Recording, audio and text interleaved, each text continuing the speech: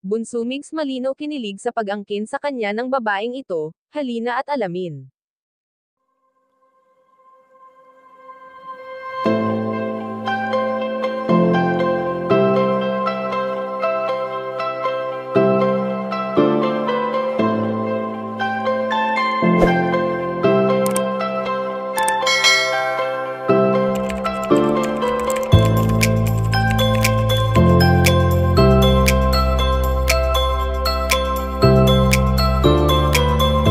Alam naman natin na matagal na rin nang huling nagpakilala si Bunso Migs Malino ng babaeng kanyang minamahal at ito nga ay ilang taon na ang lumipas.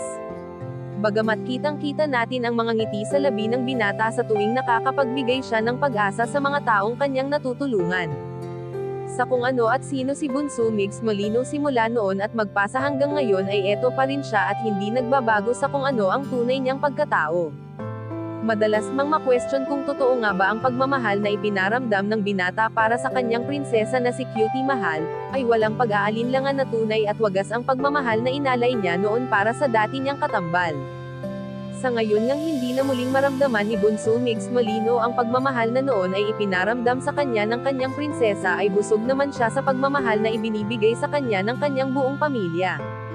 Sa oras ng kalungkutan at kasiyahan ay ang mga taong nananatiling totoo sa kanya ang lubos na nakakaalam nito, kaya naman ayon sa aming impormasyon na nakalap na kinilig ang binata nang angkinan siya ng babaeng ito. Ang palaging pagiging proud ni Nanay Belen para sa binata, ay talagang nakakataba ng puso at sa pamamagitan ng pagsabi palagi ng kanyang inay na ito ay kanyang anak, na animoy kaangkin-angkin ang binata. Kayo mga kachika, anong masasabi nyo dito? Please leave the comment and don't forget to subscribe.